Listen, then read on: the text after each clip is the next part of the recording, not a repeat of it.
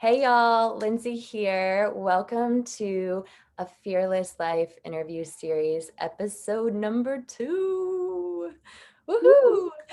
Woohoo! This interview series is all about just checking in, digging in with inspirational entrepreneurs, thought leaders, creatives, sparkies, and really just learning how their process has been and their journey has been to living a fearless and fabulous life.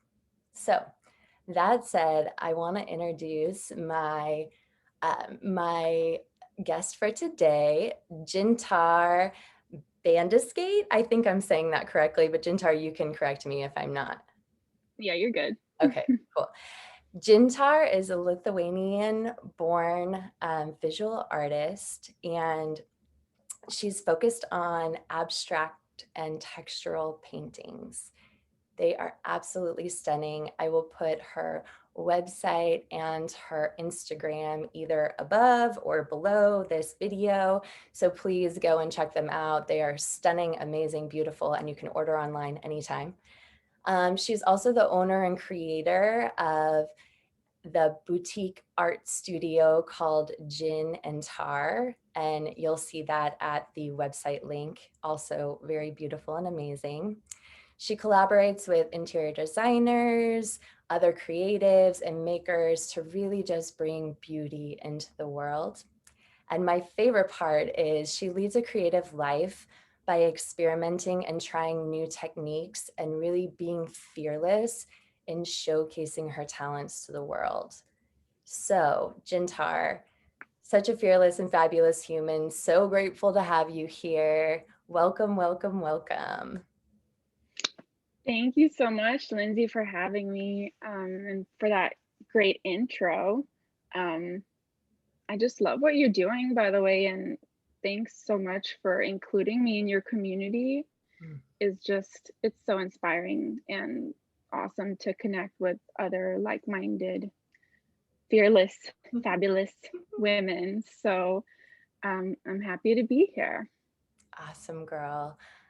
Thank you. Thank you. I'm so excited to have you. So, first, I want to kind of dig into Lithuanian born. So, you're from Lithuania, and I'm curious, like, how did you come to be in America? So I moved to the States at the age of 13 from Lithuania with my mom. She just always wanted to have a better life, like for her family and for me and for herself. So um, I moved straight to middle of nowhere, Georgia, to the south, and for me that was just such a cultural shock because like coming from Lithuania, like we have, a very uh, rich history and very like we're very like culturally rich people. And I was living in a city with lots of things going on and like so many different people, different outlooks. And then when I got dropped in middle of nowhere, Georgia, it was just very different lifestyle for me. I couldn't even speak English to begin Wow. with, like, and then going through puberty and going to middle school and not being able to like communicate with, my peers or any boys. I had like crushes on all these boys and I didn't even know how to like communicate that. So Oh. um, it was quite a trip. But after a while, like after high school, I learned English. I was able to assimilate pretty well and uh, took up, you know, uh, artwork and painting as a creative outlet to kind of get through my teenage angst. Hmm. And then I met my boyfriend in high school, who's now my husband, and we moved to LA together because we both wanted to pursue a creative lifestyle. And LA is just a city that is bursting with creativity. So um, that was the place where we wanted to go. And I just love the coastal lifestyle, and being able to see the mountains, going on hikes. We have a dog, and we just love going on hikes and little travel adventures around California and stuff. So yeah, that's how I ended up in America. Very cool. What an experience, coming to another country and not initially speaking the language, and especially Hmm. at just a time in life where it feels so important to be able to communicate, like you said, during puberty and just trying to integrate into a school. So that alone is incredibly fearless. So kudos to you for that one, girl. That's pretty Thanks. amazing. All right. So also, I would love like just a little story or a snapshot behind your journey of becoming a visual artist. I know you said that it started in high school and you started to dabble in it and then you moved to LA, but Hmm. what was the process of deciding you wanted to kind of go out on your own and sell your artwork or, make it your career, basically? Yeah. Yeah. So that basically started when I moved to LA. In college, I studied graphic design, and I also took up photography and painting at the same time. And I wasn't really sure what I wanted to focus on because I liked all three, but just didn't really know. I didn't have a clear direction of what I wanted to do with my life. And I got some really great opportunities to travel and photograph like amazing artwork and design, and go to different studios and photograph their work. So I kind of got into photography for a while there. And then something deep inside me was telling me that, like, I don't want to be behind the lens anymore. Like, Mm. I want to be the artist, you know? So I started seeking out just different opportunities in my creative community, which was mostly like interior designers in LA, which is a great community. Um, and eventually, I got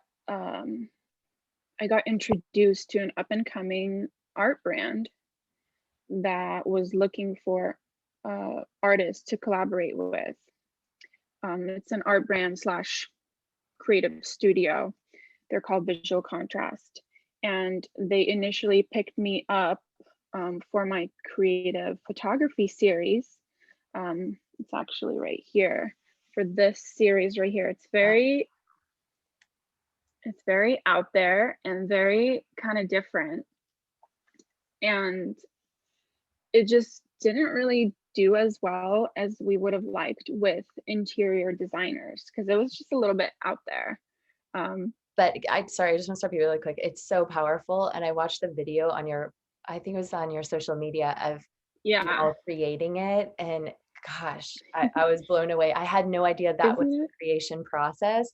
So to see that alone was even so much more powerful because I love that series. Anyway, sorry, didn't mean to interrupt, but very Awesome. Well, thank you so much. Yeah, I mean, I love it too, and it did do well more in the art world. I had like a great big show where I was able to showcase that series, and so it had its run and it was all great, but it just didn't do as well with this interior design driven, I guess, art brand. So I didn't want to lose that opportunity of working with them. So I was like, okay, well, I can paint, I can do abstract paintings, I can do this, I can do that. Like, let's just try something, and see if it works out.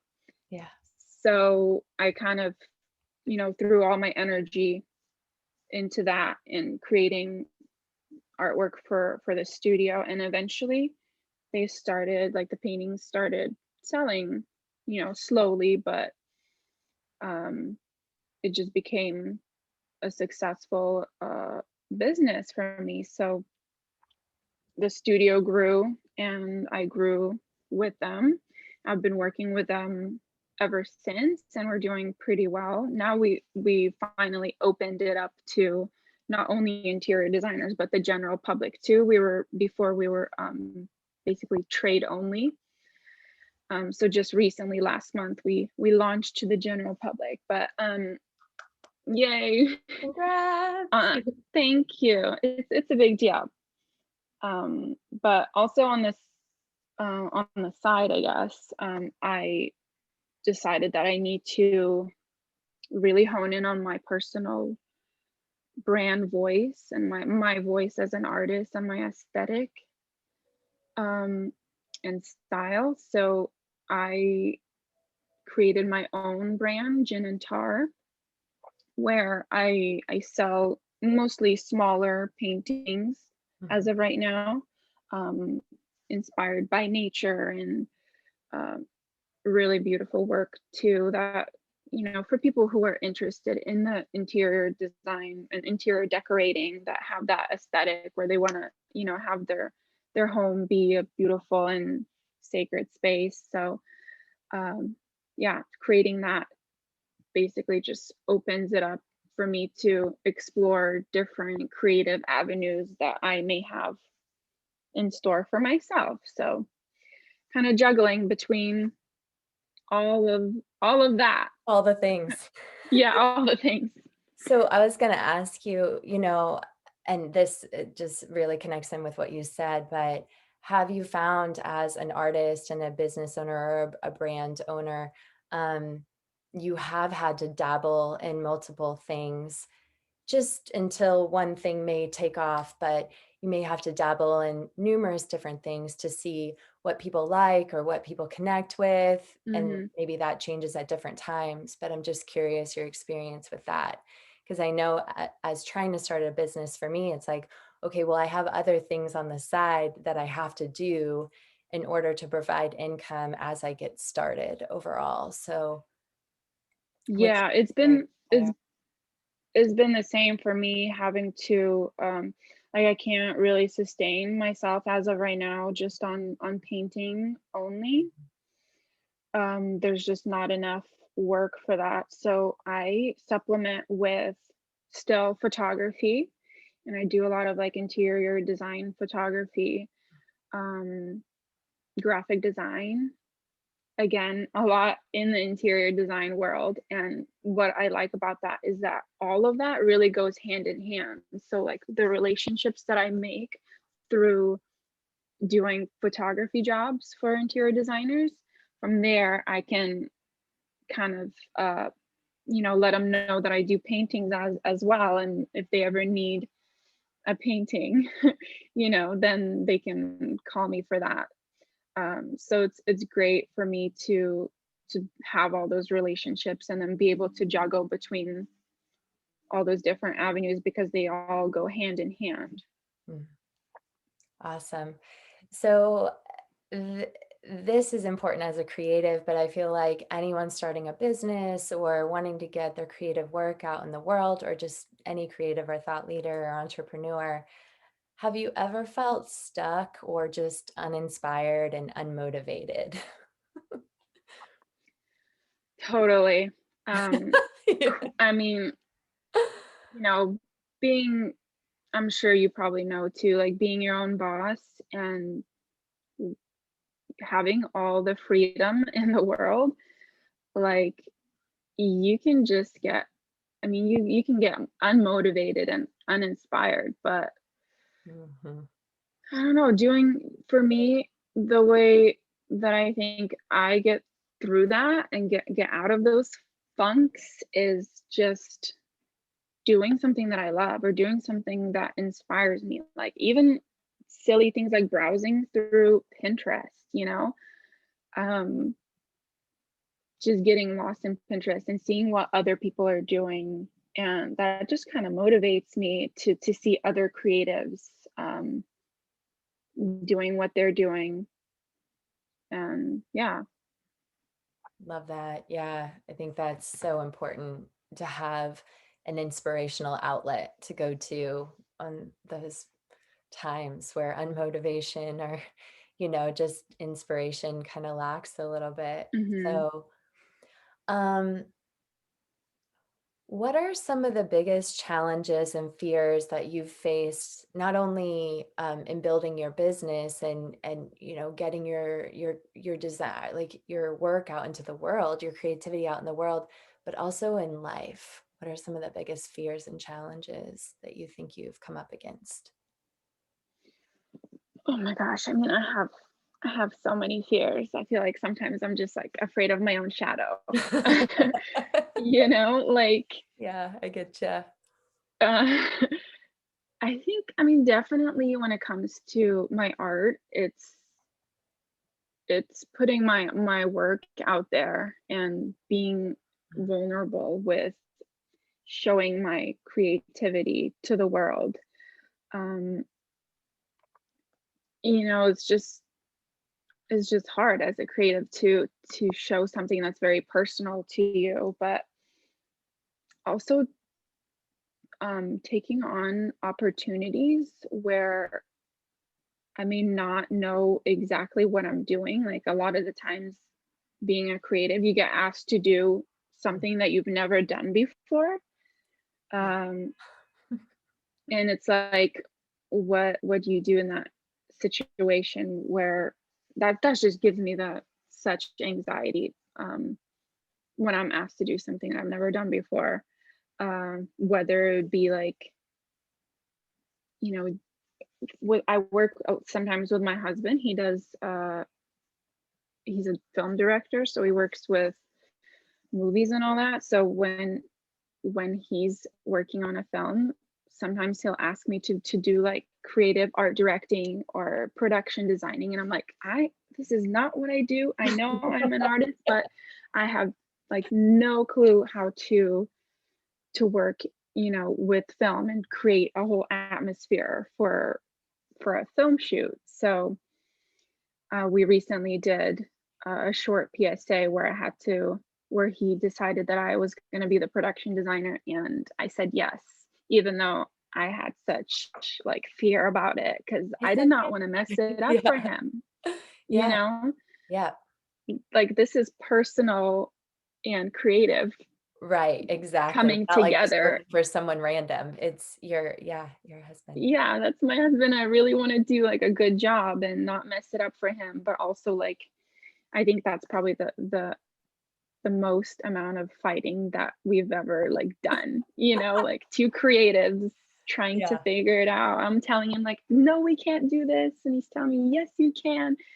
Uh, so I got through that and I did a great job. I had to like create a snow scene. Like it had to look like we're in Russia or something in the middle of winter. Mm. Um, and and I got through it and I did a good job. So, I mean, that's just like one thing about fear for me is like you're afraid to do something because you've never done it before, but then you do it and you realize that you're capable of it Mm. and that you might be capable of even bigger things. So, definitely I'm a proponent of saying yes to things that I might be afraid of, because I Yeah, know it will be a good growth opportunity, most likely. girl, I love that. And you just answered, my next question is what does it feel like when you face your fears? And like you just said, it's like, oh, well, I did that. What else can I do? And I think Yeah. that's so important, and saying yes, even when it feels so scary. I've had a lot of experience with that recently too. So it's, yeah, so inspiring. Thank you for sharing that. That's pretty amazing. Yeah. Um, Yeah. And I know I saw I think one of your first videos that you posted, and you were like, public speaking or being on camera or whatever is like has been one of your bigger fears. And I just thought you did such a great job thanks, girl. with that. And then ever since you've just been on camera and doing your thing, and you probably feel more comfortable with it now, right? Well, that's the interesting thing is, and I don't know if you can attest to this too, or you would agree, but it's like once you face that initial fear, the next time you do it, there's still a lot of fear, but it's like Mhm. a minute amount less than there was before, right? Yeah. And then you do it so many times and it's kind of like, okay, well, here I am. I still get a little nervous. My face still gets a Mhm. little red when I get on Mhm. camera, but Mhm. it's not that like, almost where I can't move, I can't breathe kind of fear where it just consumes you. And Yeah. so I think that's the cool thing with fear overall is it's so rewarding after you do it. For me anyway, it's like this high, it's like, oh my God, I did that. And just like you said, after doing that, what else am I capable of? And the other cool thing Exactly. is that the fear seems to get smaller and smaller and smaller the more often you face it. Like it may never fully go away as far as like one particular fear of being on camera, for instance, but Mhm. it doesn't seem to be as paralyzing, I guess the word is. Right. Yeah. Yeah. Yeah, and that a lot of, like, famous people that have to go on camera or they have to go on stage, actors, they always say that, like, "I still get, anxiety Yeah. when I'm about to go on stage," or singers, like, so I think I think it's like, the best leaders out there or any leader, usually it's not that they don't feel fear, it's that Yeah. they do things in spite of fear, Mm. you know? And that just inspires me, like, to be a better leader, you know? Yeah. Oh my gosh. Heck yeah. I love that. So earlier, before we jumped on camera and started recording, we were having this amazing conversation, and I was like, "Oh man, we should be recording right now." But um, we were talking about the word perseverance and how it's such an important word when it comes to anything in life, but in particular in building a business or a brand or getting your work out into the world. And so, out of curiosity, have you ever felt like giving up throughout your journey? Yeah, absolutely. Quite often, to be honest, but, um, I think the main time when I really felt like giving up recently was when I first launched my business, Gin and Tar, my brand. Mhm. I was really excited about it, and I feel like when I launched, like, nobody else was as excited as I was, and, maybe the launch didn't go as well as I would have liked to. So, I just felt, like, kinda discouraged in that moment and feeling like maybe I'm not good at selling my art, and, like, maybe I need someone else to do it for me. Maybe I'm not a good business person, not a good salesperson. Maybe this is just not for me to have my own brand and try to do everything on my own. Like maybe I'm just a creative and I need someone else to do all the business uh, stuff for me. But then I realized um, that I was not even putting in all of my all of me into this launch. And I think it was fear that was holding me back from failure because I knew that if I really gave it my all and did everything for this launch and really put myself out there, then if I failed then that would be like so disappointing and I don't know if I would be able to come back from that. So it's almost like I only like half-assed it because Yeah. I didn't want to fail hard at it. So, but once that happens, you just have to keep going and trying again. Like that's how you get anywhere in life, I think.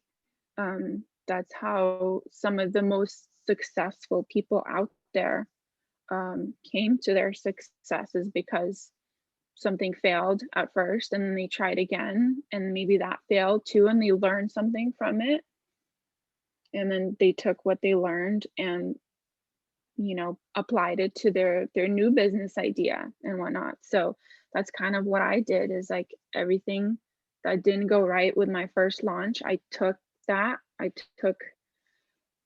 everything that I learned from that and applied it to my next launch, which then was a little bit better. It's not like it transformed and was like amazing, but it was just a little bit better. And as long as you're getting somewhere, slowly but surely, that's all that matters, is just consistency, like we were talking about earlier, is just working at it and being consistent, and eventually you'll get there. Mm.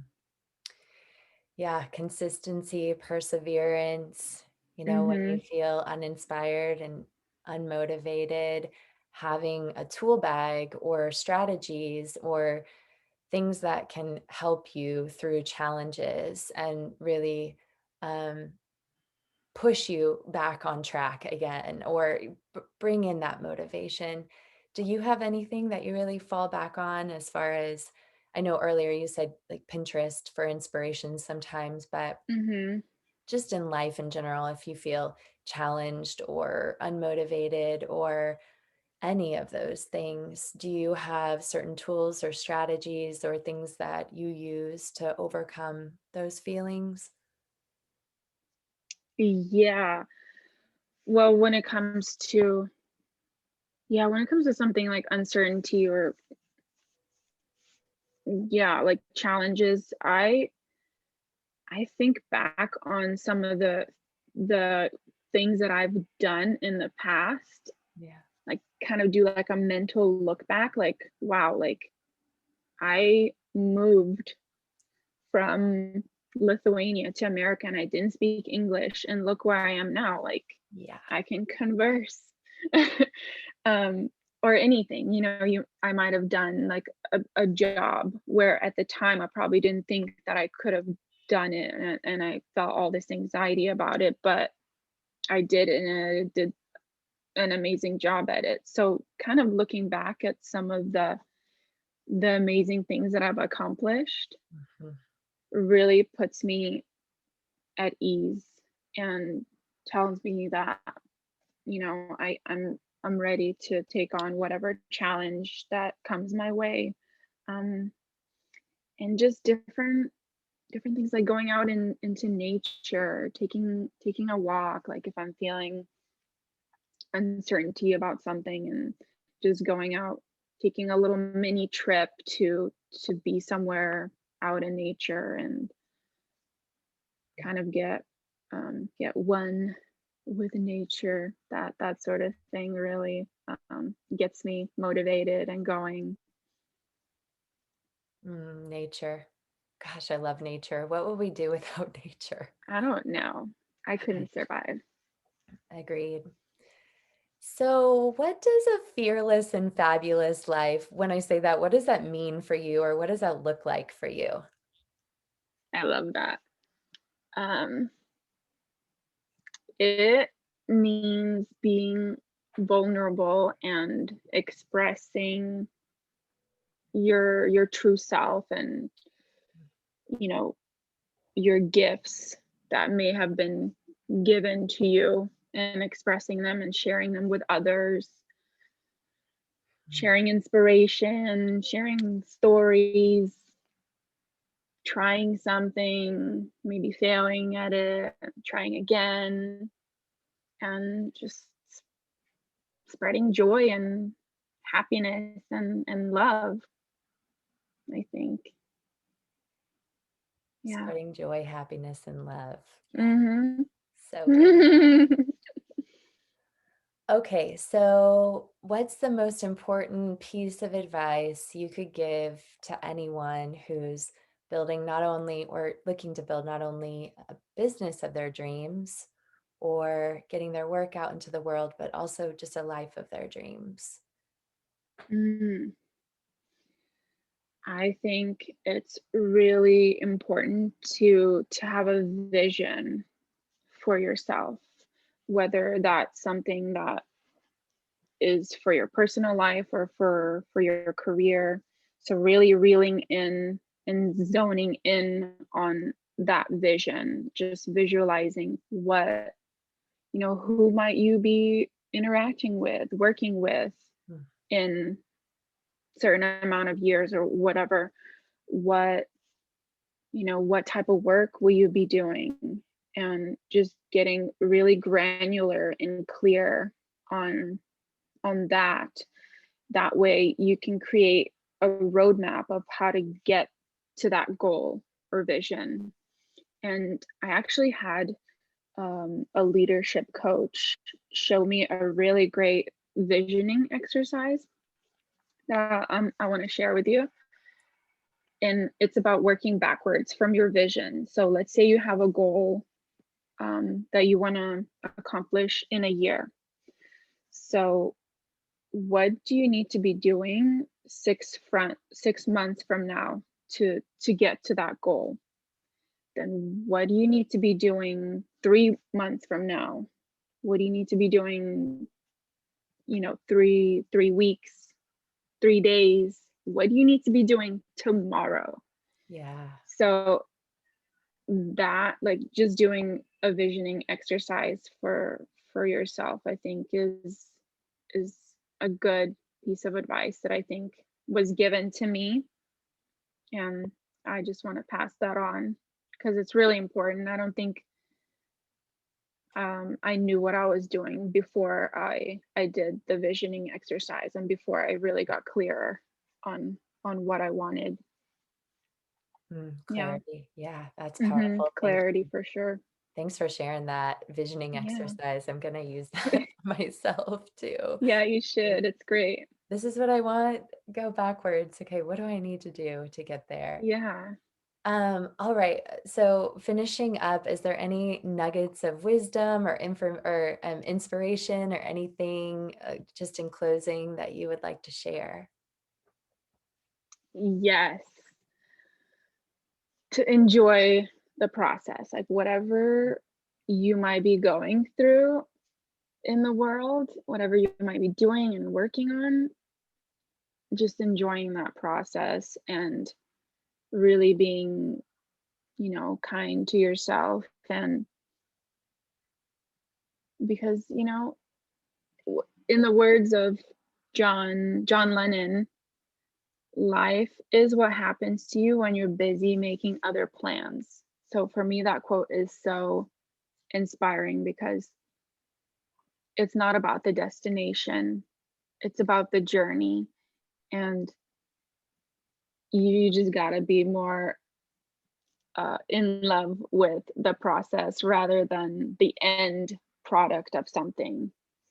Um, yeah. Don't Wow, you agree? girl. That's amazing. Yes, thank you. I can't thank you enough for showing up here and just sharing all that you did, and so powerful and so beautiful, and really grateful for you. So thank you. Thank you so much for having me. I really enjoyed it, and I mean, I can't wait to see what else you do and to keep in touch and keep connected with you.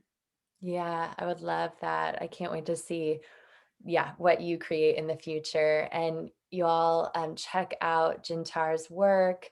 Again, her link will be above or below this video. Go to her website Gin and Tar. It's amazing what she's putting out in the world. And I'll also put the Instagram link in there as well. So check it out. All right, gorgeous. Thank you so much. Thank you. Sending you lots of love, and bye for now, everyone. Bye. Okay, I ended it. Girl. Oh, maybe I didn't. Oh, I gotta end the meeting.